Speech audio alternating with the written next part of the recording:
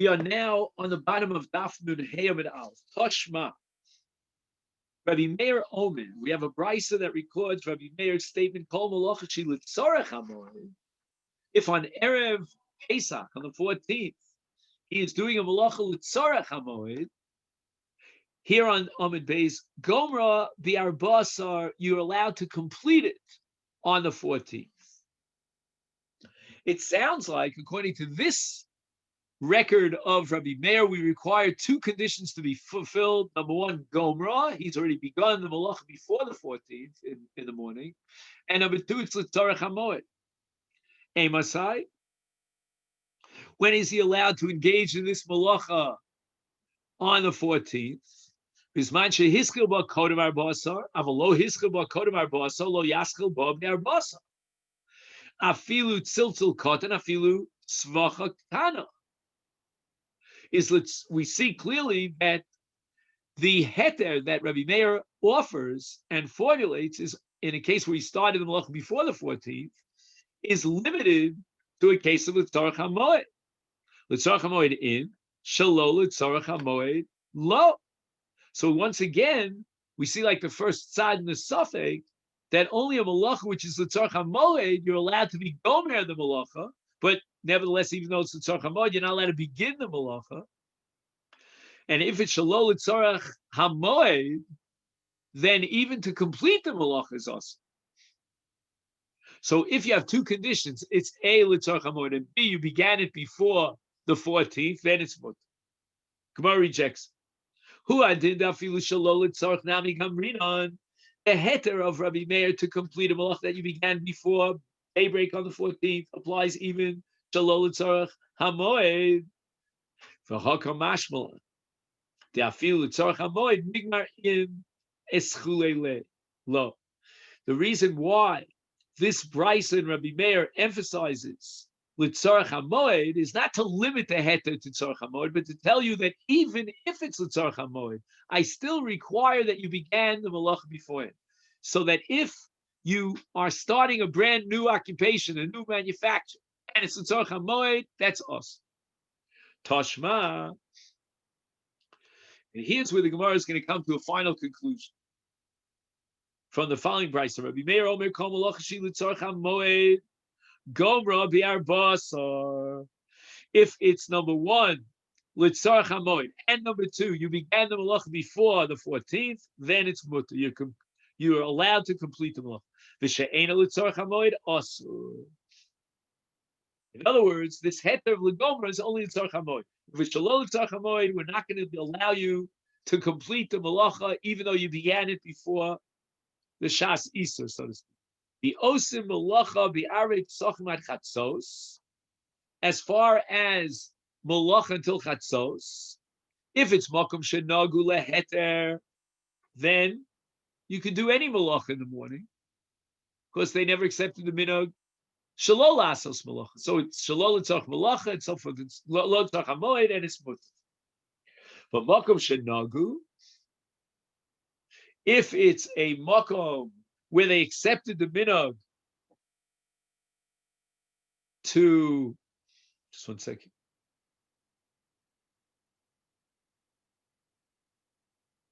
Oh, if it's a makom shenagu lahatir, in, but shalom nagu lo. In other words, if the minhag was not to do melacha on Erev Pesach, then you're obliged to observe that minhag. And even if he's only completing the Melacha, unless it was L'Tzorech HaMoed and he started the Melacha, is Shma Mina L'Tzorech HaMoed in, Shelo L'Tzorech HaMoed lo. We accept, based on this explicit brisa, the first tzad in the entire suffix, that it's got to be in order to implement the heter of Hischil. He already started the Melacha, he's only being gomer in the Melacha. We need that it be L'Tzorech HaMoed. The Mishnah says, Shalosh umnios. The Gemara wants to know, where is this coming from? This special leniency with regard to these three professions. Tana, we learned in the Brisa, Chayotim Shekain Hejo tofer kedarko b'cholo shel moed.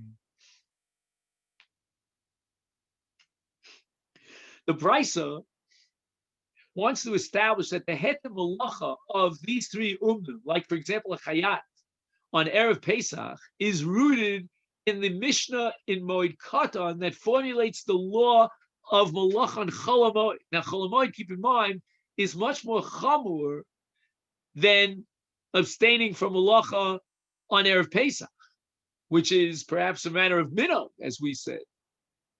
But Chol HaMoed is a doraisa. The Torah says Mikra Kodesh.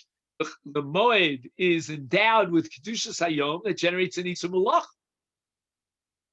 And yet, the Mishnah in Moed Katan Daf Ches with regard to Chol HaMoed says that Hejo Tofer Kedarko, that even someone who's not a professional tailor is allowed to engage in tefira, in sewing, on Chol HaMoed.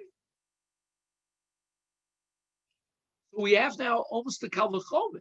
If the Isur Melacha in Chol HaMoed is more chomer than Isur Melacha in Erev Pesach, and yet we're going to allow tefira, we're going to allow you to sew a garment, then how much more so in Erev Pesach we're going to allow you to sew a garment?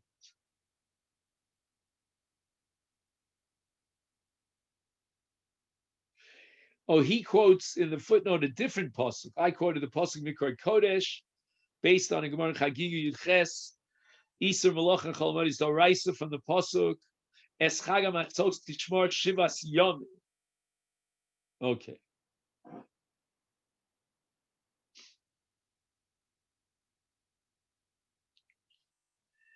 And the Mishnah continues and says Saporim V'Akovsim. We're going to allow both haircuts and laundry on Erev Pesach, Shekain, because with regard to Chol HaMoed, the Mishnah says in Moed Katan, on Daf Yud Gimel in this case, Hababim V'Dinas Hayam V'Yotzu Beis Asurim V'Saprim U'Mechavsim V'Chol Shel Moed. So a person gets out of jail, and it's Chol HaMoed, or a person gets off a ship, he disembarks from after a long journey out at sea, and he didn't have the opportunity to take a haircut or to send his clothes to the laundry. Today they have yachts which have laundry services and barbers on the yacht. That's what I was told. I never went on one of those yachts. It's one of my dreams. In any event, only if I get a job as a scholar resident. Otherwise, who can afford those cruises? In other words, once again, the Brisa is going to apply the Kal V'chomer rule. If we have a heter of kibus and tispores on Chol HaMoed, how much more so on Erev Pesach? Rav Yossi, Rav Yehuda Omer, Afaratzanim, Shekain Oli Regolim Misaknin Min Aleim Becholo Shel Moed. If a person is making aliyah in order to be Mekayim the mitzvah of aliyah l'regel when the Mikdash stood, and unfortunately his shoe ripped, so we want to make it easy for him to get to the Harabayas, and it's Chol HaMoed, then we're going to allow him to fix his shoe. So again, we see over and over again that on Chol HaMoed there are kulos for all these three, or actually Rabbi Yossi gives us number 4. How much more so on Erev Pesach, which is more kal in comparison to Chol HaMoed. B'maikam miflagi.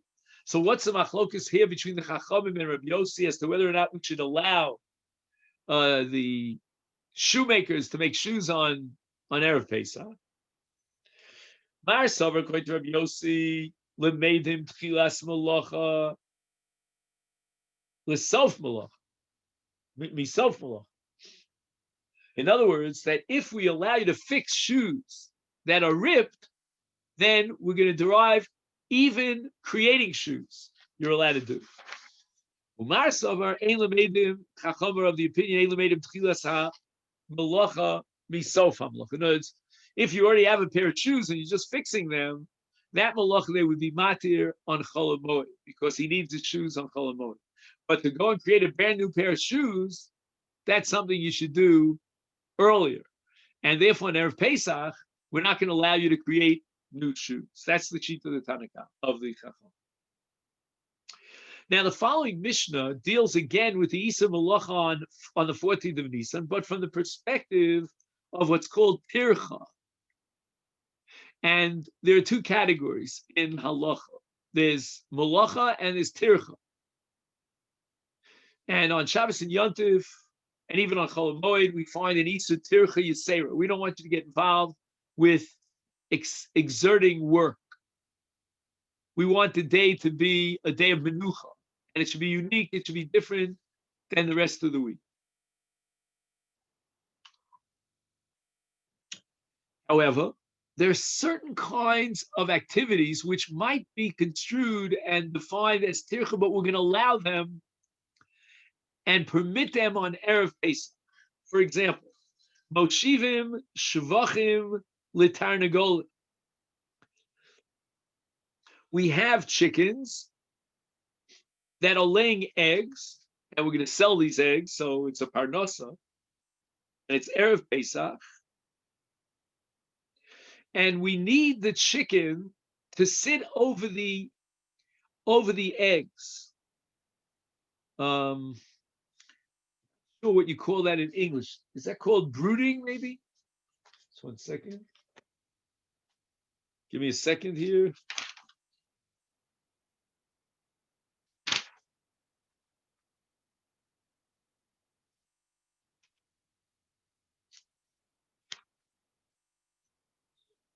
Brooding. How do you like that? Probably haven't heard that word in a couple of decades. So what we're going to do is we're going to place eggs under the hen for her to be involved in brooding. And as a result, the eggs will develop into afrochim, into chicks. V'tarnagolas shebarcha, let's say a brooding hen that was already brooding over the eggs, but she ran away for whatever reason. We're allowed to bring her back, which is again a tircha that we normally would not allow, but machzir osa limkom, and we'll bring her back to the place where she can continue brooding over the eggs. Now, in Mesa, that hen is dead already, the mother hen. Then moshivim acheres tachtel, we're allowed to take another chicken and bring that chicken to brood over these little eggs. Gorfin mitachas raglei behema barbasa. There's manure underneath in the stalls of the animals, and we're allowed to clear away and dispose of this zevel. Ubemoed misalkin litztad. Until now, the Mishnah is addressed the 14th of Nisan, which we said is totally b'minhag. It's not as chomer, it's not also mikra din. Now the Mishnah goes on to address Chol HaMoed and says that on Chol HaMoed, we're not going to allow you to clear away the feces and the animal and keep the animal pen clean. That much we're not going to allow you to take it all out and put it in the rubbish, but we will allow you to misalik litztad, push it to the sides of the stall of the animal, not to take it out to the rubbish bin. The Gemara asks the following question. The Mishnah says, Moshivim shvachim litarnagolim. And then the Mishnah says that machzir no solim koma. If she flew away, then we'll take her back. Why did the Mishnah feel compelled to tell me both of these cases? Hashta osuve mosvinan. You're allowed to take a hen that was never even brooding and put it on the eggs. Is hadure boy to bring the hen back? That for sure would be mutter. Why did the Mishnah feel compelled to add machzirin osalim koma? That seems absolutely redundant. So in terms of tircha, to take a rooster, or I should say a rooster, because we're talking about a female, to take a hen and prevail upon her, if she's never started the brooding process, that's a tircha yisera. Whereas to prevail upon a hen, not initially, but rather to return her to a situation where she was sitting previously, that's a lot less than a tircha. So Amar Abaye says, so why do we need a Mishnah to tell me Machzirin? Seifa, the Mishnah is trying to be Machadesh, Asan L'chol HaMoed, that even in the case of Chol HaMoed, we're going to find a heter here for the sake of raising these afrochim, these little chicks, so that he can sell it on the market and save them before they get, if without the hen brooding over them, they'll die, will allow you to be machzir. So machzir no solim koma, which is, again, as we said before, a limited effort, that's as far as we're going to go to allow you to do tircha on Chol HaMoed. The Freisha is talking about a case of 14th of Nisan Erev Pesach, and therefore the Reisha says Moshivet. You're allowed even to initially prevail upon the hen to sit and brood over the little fledglings, the afrochim. That's as far as Erev Pesach is concerned. But that extensive tircha would not be allowed on Chol HaMoed, which is more chamur, unless it's only machzir, unless you're only doing a limited tircha, bringing back the hen to where she was before. Omar Rav Huna lo shanu ela toch shlosha limirda. When are we going to allow you to bring back and return the hen to its eggs on Chol HaMoed? That's only if she hasn't left more than 3 days ago. And if she left more than 3 days ago, then she's already like cooled off, so to speak. She won't be able to brood the eggs. But within 3 days is akati lo parach simra mine, which literally translates that the period of her heat, when she has a desire to brood, has not yet passed. Now Rav Huna requires another condition to be fulfilled in order to allow you to be machzir the hen over its chicks on Chol HaMoed, and that is the achar shlosha lichivasa. It's only if before she had flown the coop, so to speak, and fled, she had been brooding for 3 days, not less than 3 days. Why? The pasta le beye legam. In other words, if she had already been brooding for 3 days, then she can come back and complete the process. And there's something to salvage over here. But if, on the other hand, it's less than 3 days of brooding, and then she flew the coop, li'achar shlosha li'mirda deparach le'tzimra mine. So first of all, if it was 3 days since she flew the coop, then her heat has left her. She's not able to brood, so we're not going to allow you to be machzir. And toch shlosha l'shivasa, if she hadn't been brooding before she flew the coop for 3 days, it's less than 3 days. Akati lo pside be legam and lo mahadrina. Now, what does this mean, akati? This is counterintuitive. The Gemara is saying that you haven't lost the eggs. They're not ruined. Why not? And the answer is that even if the hen was only brooding for less than 3 days, there is enough of a development of the egg such that you'll find a buyer who might be willing to eat that egg, albeit not an afroach. It'll never develop into afrochim, which sell on a much higher scale of you can demand more money because then you can grow it as a hen. But at least to use it as an egg, crack it as an egg, that you'll pay for it, even if the brooding was less than 3 days.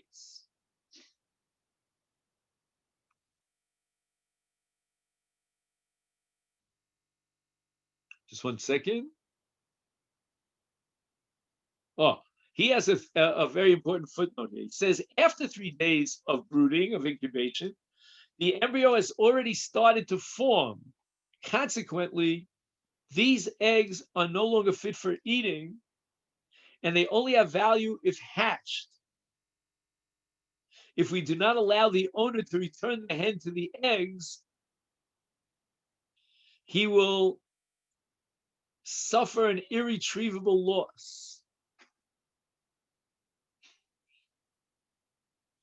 1 second, I'm just missing one piece of the puzzle. Let me read this one more time.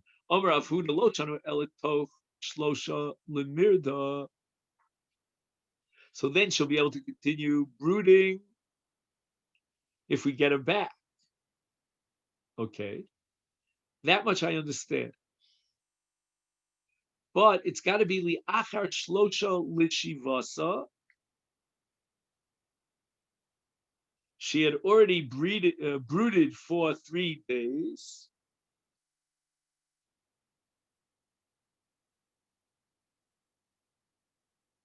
And therefore, the psodale be legamre. That after 3 days, the embryo has begun to form, and therefore it's no longer fit for eating.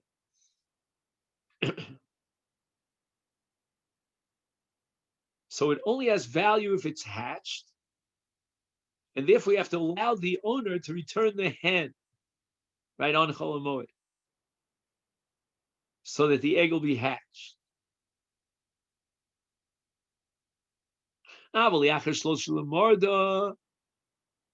If she's been flying around through the streets for more than 3 days, parach leitzimra, so she won't be able to brood.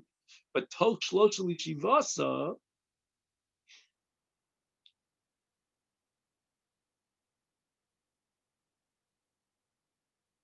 is then a katilopside eye legamre.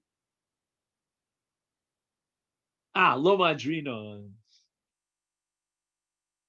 In other words, it can still be eaten as an egg. If it's after 3 days, it can only be eaten as a hatched chick. And therefore, it's absolutely critical to get the mother hen back to brood so that the chick will hatch, because there's no other value. It's already not an ochel. You cannot eat it as an egg. If it's within 3 days, then you can eat it as an egg, and the loss, or shall we say the increment, the discrepancy between selling it as an egg and selling it as an afrach, as a hatched chick, is not enough to justify allowing you to do this great tircha of bringing back the hen. So we need 2 conditions, says Rav Huna, in order to allow you to be machzir on Chol HaMoed. Number 1, the hen has not been flying around away from its nest for a coop for more than 3 days. And number 2, there was already a brooding period of 3 days, which means that, there was no brooding period of 3 days, which means that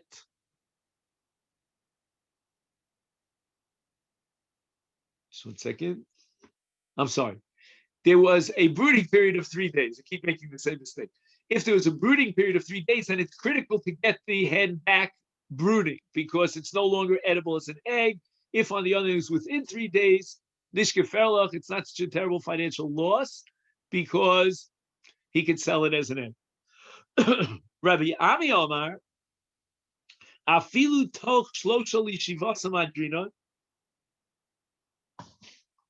even if the hen left its coop within 3 days, we still will allow bringing back the hen. Why? Because if we bring back the hen and she broods, then instead of selling it at a cheap price on the market as an egg, he can get a much higher price selling it as a chick. It might come ifli. What's the machlok between Rav Huna and Rav Ami? Mar Savar, according to Rav Huna, hefseid meruba chashashu. We're only going to allow you this tirch of machzirin for the sake of a serious loss.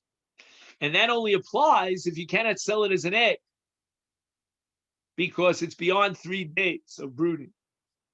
But lehefseid muad lo chashashu, we're not going to allow it for a minimal loss. Umar Savar, but according to Rav Ami, lehefseid muad nami chashashu, will allow it even for a minimal loss.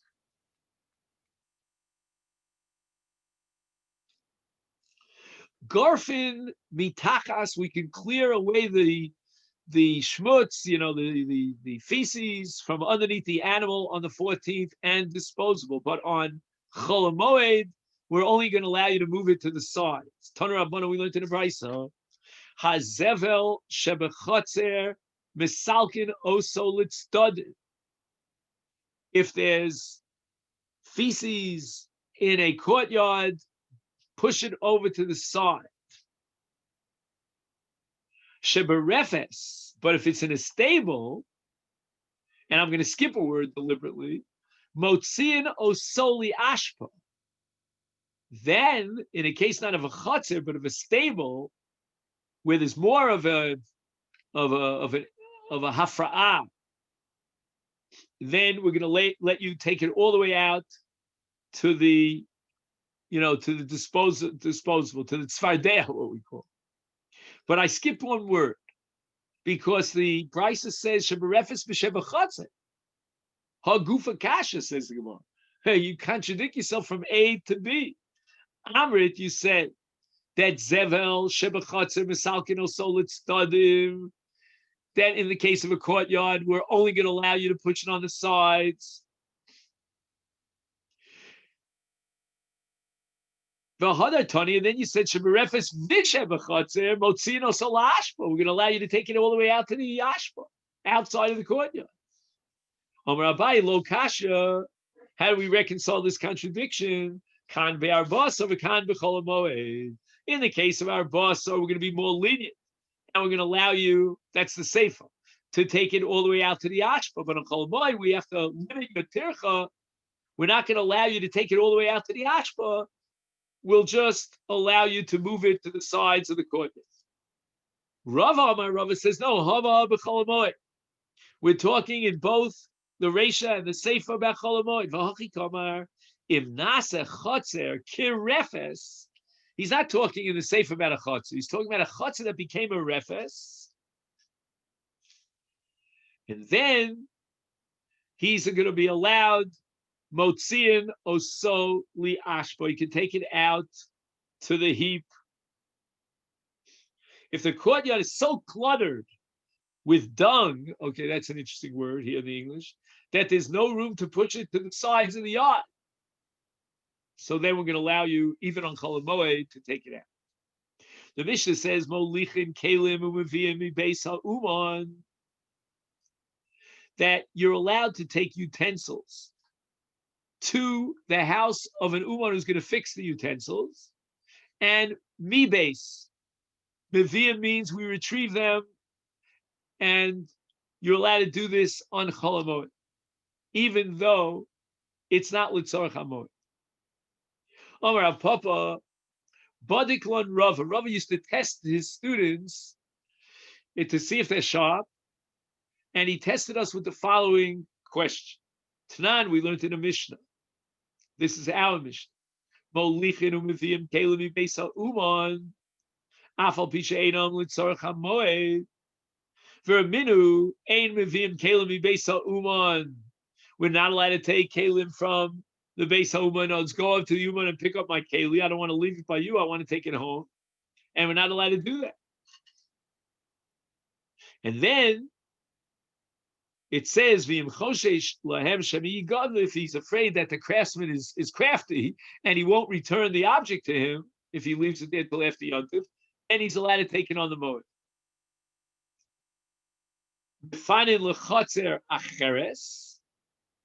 what he's allowed to do, the minimum amount of tircha on Chol HaMoed, in order to just protect it from the craftsman so he doesn't steal it, is he's allowed to lock it up somewhere in another chutz.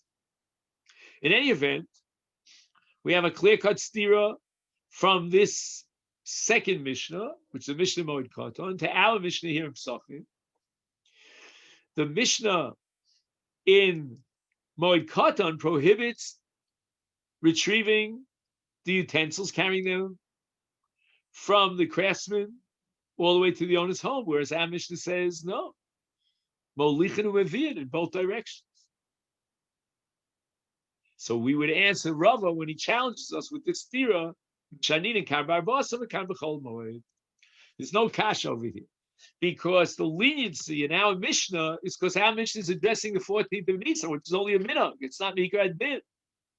And therefore, we're going to allow you both to deliver your kelim on Erev Pesach to the craftsman and to retrieve them on Erev Pesach.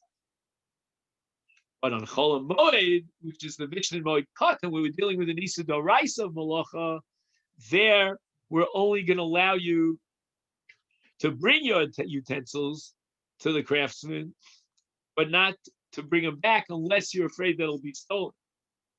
We offered Rava a second answer to reconcile the stira. Hava ha becholo shel moed. Both our Mishnah and the Mishnah Moed Katan are addressing cholo shel moed below kasha. Kan b'mamino, kan b'she'eno mamino. The Mishnah in Moed Katan is more strict and restricted in the heta because there's no reason to suspect that this craftsman is a shalak, he's going to steal your object. But our Mishnah is talking about a case where you have reason to suspect the craftsman, you don't want to leave it with him, therefore you're allowed to retrieve it on Chol HaMoed. So Gemara asks Vatanya. Now, sometimes Vatanya means a kasha. Here Vatanya means a brisa to support you. Meviim kelim beis ha'uman. You're allowed to retrieve the utensils for the beis ha'uman on Chol HaMoed. Kigon, for example, hakad mi beis hakador, hakos mi beis hazagog. Right, the potter creates pots or pitchers, and there's a goblet that's made, a glass goblet, by a glassmaker. Avalo semer mi beis hatzava. We're not going to allow you to take wool from the dyer's house. Velo kelim mi beis ha'uman, or utensils from a craftsman's house. V'im ein lo mayochal. If, on the other hand, the craftsman is very poor, is nosing lo sfaro, you'll pay his wages, and you'll leave the utensils with him. But if you're afraid the craftsman will hold on to your object and deny that you ever got it from him, that he ever got it from you, if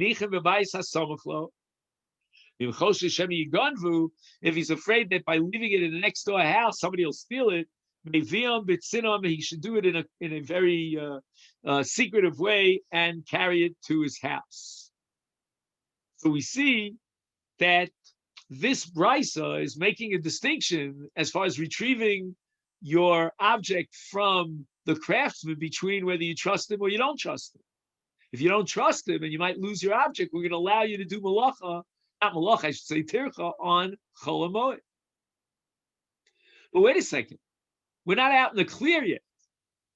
When Rava asked the stira between these two mishnayos, he wasn't always only referring to meviim, to retrieving tiratzta meviim, but molichim kasha.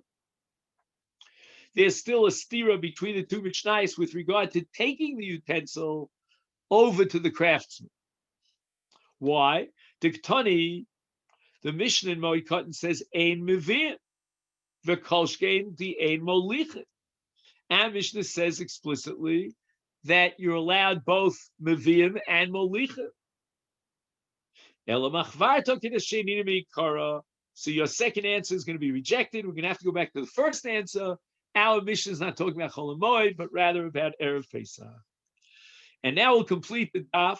Shisha dvarim asu anshe Yericho al shlosha michu biyadam al shlosha lo michu biyadam. The residents of Yericho were involved in 6 different enterprises. 3 of them were rejected, and they incurred the wrath, so to speak, the objection of the Chachamim. But 3 of them, the Chachamim, even though they weren't happy with it, they let it go by. The Elu Hein Shalomichu Biyada. Which are the 3 that they left alone? Markivin Dekolim Kolayom. On Erev Pesach, we're going to allow you to graft palm trees. The Gemara is going to have a whole discussion why. The Karchin Es Hashma. The Gemara is going to discuss what does it mean, Karchin, they wrap up the Shema. The Kotrim, the Gochim, Lifnei HaOmer. That before the Omer was brought, you're allowed to reap, which means Ktsira, and Gochim means to stack up your food. And again, the Gemara is going to go into the question why.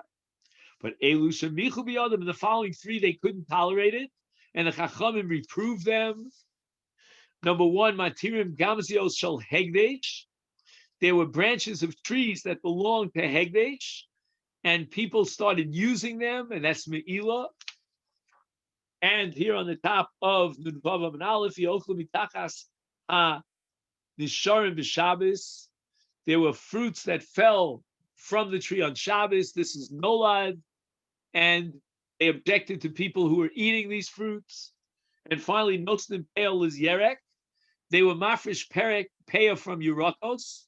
We don't have a chiyuv of Peah from Yerakos. Now, Peah is part of Masa. The Aniyim are going to come, and they saw that you left Peah from Yerakos. They're going to take the Yerakos. They're not going to be Mafresh, because they're going to assume it's Peah. With regard to all these practices, the Chachamim objected.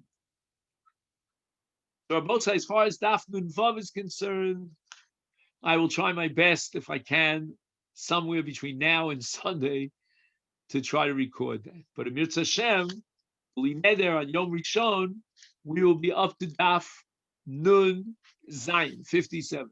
Let me take this opportunity to wish you a wonderful Shabbos Parshas Va'era, and thank you for joining me. Sure, Shabbat Shalom. Good, thank you.